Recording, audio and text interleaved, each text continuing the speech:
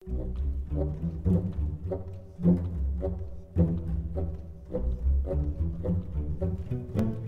folks, Justin here, and today we are going to be working on our Crusader deck for next season. Largely inspired by the introduction of the new card, Stampede Sentinel, as well as a deck I had been working on months ago called Indiana Jarls that I kind of gave up on to pursue something else. Plus the buff to Reeve, who I really wanted to play with now. I thought it was time to revisit this strategy. And I think that it's going to be a fun deck to take on to the ladder next season. And I just wanted to kind of guide you, or explain to you at least a little bit, about how I go about building new decks. The idea here was pretty straightforward. I wanted a deck that was a mid-range deck, but had enough oomph to it to play the aggressor against a control deck. And the problem that is immediately apparent is that in these colors, in Crusader colors, is that a slow aggro deck lacks the stickiness, the resources that make it through multiple board clears and 2-for-1s and 3-for-1s from your opponent's removal spells that a control deck might have. That when compared to other more aggressive strategies or decks like Scout, which can sometimes power through in the strength of cards like Blood Magic Lord. At least the traditional Crusader mid-range or control deck, mid-range deck really looked like that. So to combat those kinds of decks, I've included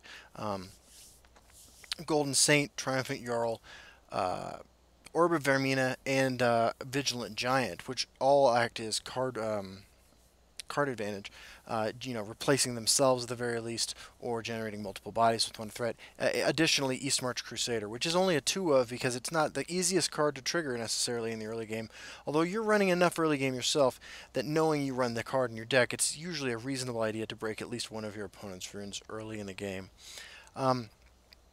The Prophecy package in the deck, which is going to come in to play mostly against aggressive decks, is a whole bunch of very control-oriented cards.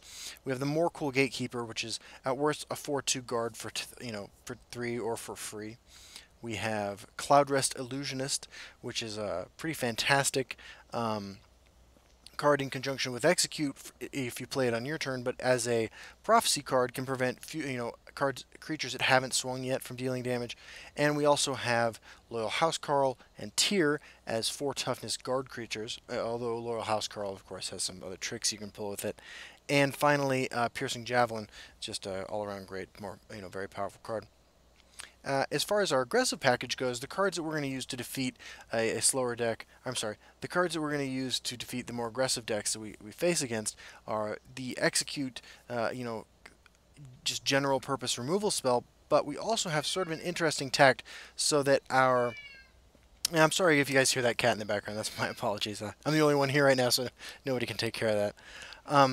But those cards are a life gain package that we have, so that even in the aggressive matchups, if we play our cards right, we can trigger Golden Saint and Triumphant Jarl. Those cards include Burma Profiteer, Ravenous Hungerer, and Dawnstar Healer. What I really like about this is the flexibility these cards give you to pivot quickly between the aggressive strategy and the being the aggressor, and the reactive strategy being the control deck. I think that the addition of these cards, in particular Dawnstar Healer, allow you some pretty incredible flexibility, and it looks like we're going to get a chance to show this off by playing against the Expert AI and the deck The Bully. We obviously keep Rumor Profiteer and Execute. Vigilant Giant's a pretty crappy pickup, but we're going to see what we can accomplish now. Fire Imp's great because we can contest Fire Imp with Rumor Profiteer without burning our Execute. Scout and Pyromancer are also great against this deck. Always a play. Because this deck probably runs 4/1s. I have no fear of you, cowardly schemer. In fact, it's very tempting to just play the Scout and Pyromancer next turn and swing. This should be good. Oh, definitely no. And this isn't even an incredibly unrealistic scenario to come against when you're playing it against real people. Let's heat things up. Scout and Pyromancer has never really seen a lot of play outside of Archer. Some battle resistance play, that's about it. But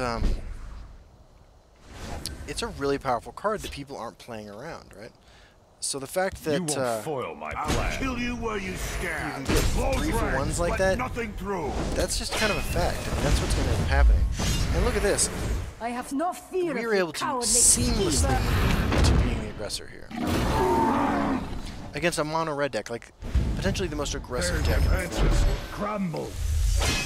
Here, we have a couple options. We can continue to push our advantage, or we can just Piercing Javelin this. I kind of like the idea of getting more stuff on the board. Skaven Pyromancer actually contests this, and we can go Skaven Pyromancer and execute. So let's swing, see what happens. I'll kill you where you stand. Let's heat things up. This puts us to 6. He swings face. We're going to draw ourselves a card. And we're far enough ahead, and that's a pretty great draw. We have one in hand, so we don't mind burning this one. That's enough of a life or two. We're still triggering Triumphant Jarl and Witness next turn. And we have a couple different things we can do to get rid of that. We got Ravenous Hunger, so I think the play here is pretty obvious. It is to swing face first. I'll kill you where you stand. Ravenous Hunger. The forest will not suffer your Kill you where you stand. And so yeah, we are a deck running cards like Vigilant Giant, and we are in control of the board, way ahead in life, and in a commanding lead in day this is game. mine. I'll kill you where you stand. And that's the flexibility this deck offers. The idea behind the deck is that it rewards you for knowing when you need to pivot from reactive to proactive, when you need to become the aggressor. And I like those kinds of challenges, and that's why I think this deck's kind of fun. It reminds me of Ramp Scout in that way, where you're in a couple of matchups, particularly against Control Mage, your best bet is to push face. You have a couple options in that matchup, right? You either ramp like crazy, or you're the beatdown deck. You're sort of a subpar beatdown deck. With the life gain package that's included in this Crusader deck, I think you have even more flexibility in a lot of ways. You don't have the massive army of guard creatures that Ramp Scout has. What you have instead is a lot of cards that replace themselves, some really potent removal, and some absolutely massive cards that you can get out on turn 6, 7, and 8. So we're playing against Sorcerer. Execute's usually the best card in the deck against Sorcerer. I think we just keep Skaven Pyromancer.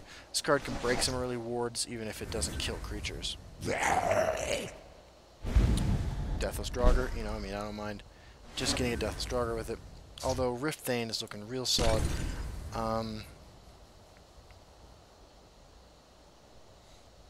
Yeah, let's just, right now, I think my plan is to be aggressive. With a hand that will allow me to be reactive.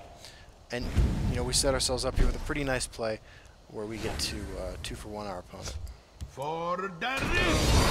As well as get ahead in life, which with this deck can be pretty clutch in a mid-range versus mid-range match. Again, we have a pretty reasonable answer here in multiple Gatekeeper to swing in. The other play would be to swing face and drop the Crusader, but the risk of him having some control over what this does Close is ranks. too Let great. nothing through. And we'll break the next turn and draw a card, and also drop a Ravenous Hunger if we need. I will be your shelf and keep you safe. That's a little bit of a bummer, Destruction is at hand. but we're running them out of resources, so we should be alright. We just play Hive Defender and swing here. It's possible he can't even kill this. Can,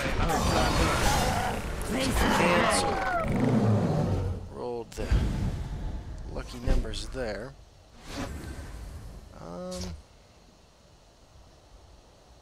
So we really would like to break one rune to replace the card.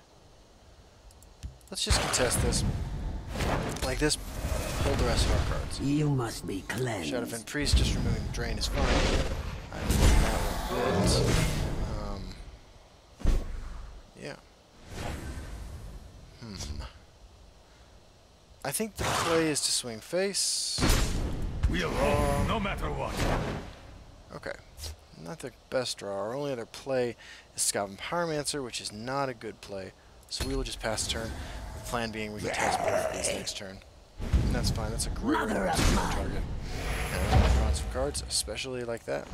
That's absolutely perfect prophecy. And we have a lot of very high impact prophecies in this deck. Dawnstar Healer looking to be great real soon. For right now, if we just trade both our creatures in, we're actually getting Don't no make me laugh. turn value. I think it's now the time to go out and the giant. So you saw we started aggressive, we went controlling, now we're back to You must be being cleansed. aggressor for sure. That happens. I raise the spine of obedience. I'm actually hoping it got guard so I could just take control of the board. Didn't happen. Orb of Vermina. Or we drop a 4 and a 3. Well, if we swing, we can activate Golden Saint. Got a lot of options here, a lot of powerful cards. We swing, we're also breaking 2 runes, which is unfortunate. So let's see here. If we drop this and this, we can rate that down to 2 health. Orb of Vermina, we don't have a guaranteed second play. So, actually going to do this. I've got you covered. I'm just going to get way ahead in life. Try to put ourselves in a position where we cannot lose anymore. Yeah, we'll just Let's throw heat that down. things up. Give our opponent the opportunity to swing in if they want to. We have the potential into Earth Mode Face Spinner your it. end. Post nerf Nakreen for our opponent. Let's see if he gets rid Face of it. my blade. Pretty funny if he Hiding did. will not Now how save ugly. you. That is crazy. Alright. Well, now, of course, we have access to these, and they're easy drops. We hit our opponent for 11 if we just swing face. Are we in danger of dying to the crackback? Maybe. I mean, he's got 7, 14, 19 on board. It would take 2 lightning bolts to kill us. Could be Golden Saint time, but 2 4s just feels better.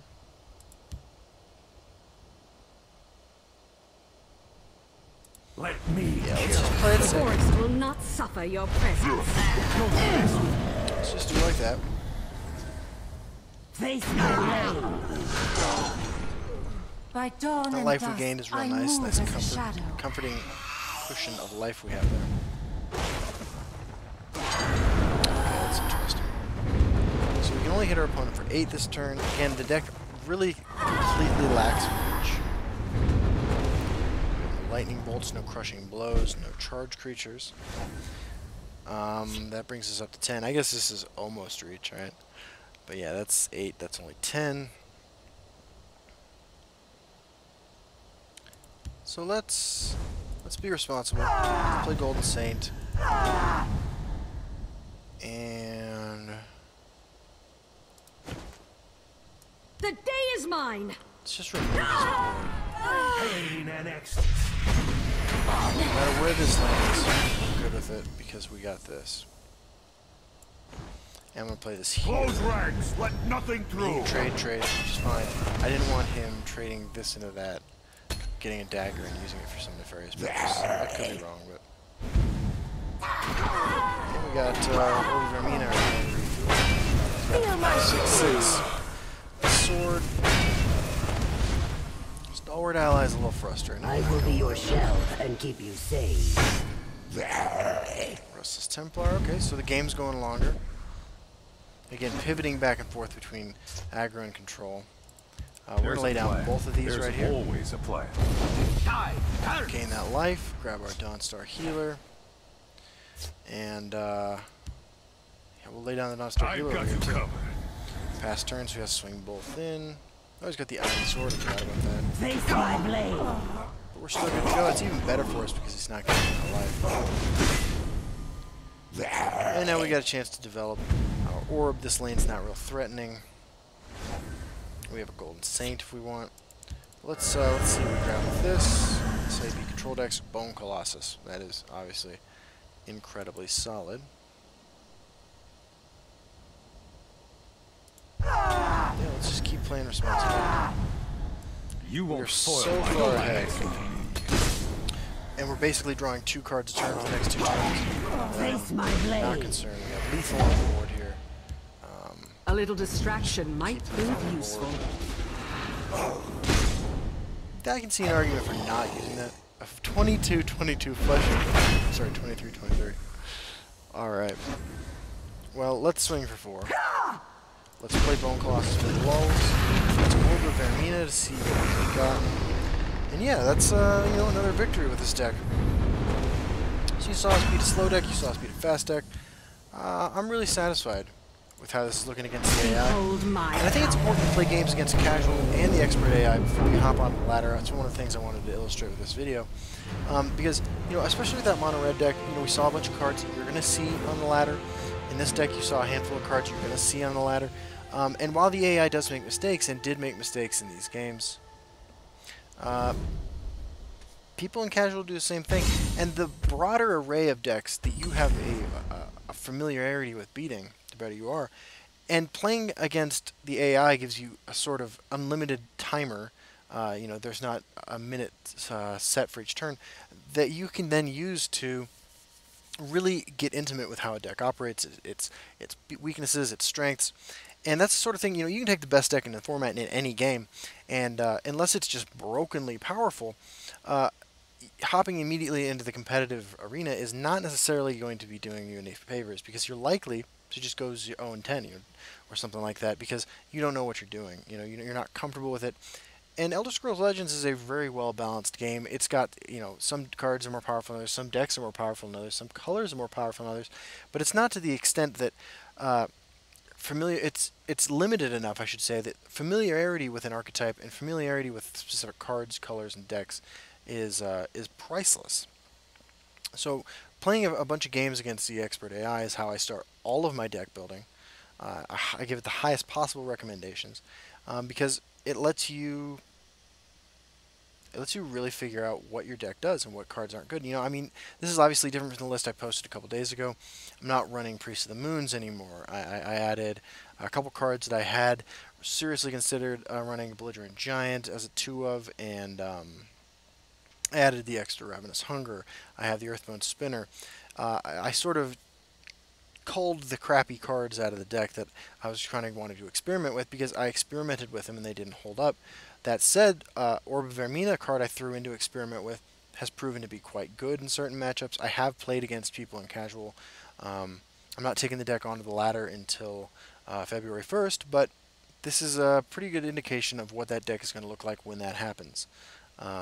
Scotland Pyromancer went up to 3 copies because Scotland Pyromancer, especially against real players, turned out to be great. Nobody's playing around it anymore. I'm really satisfied with how the list looks.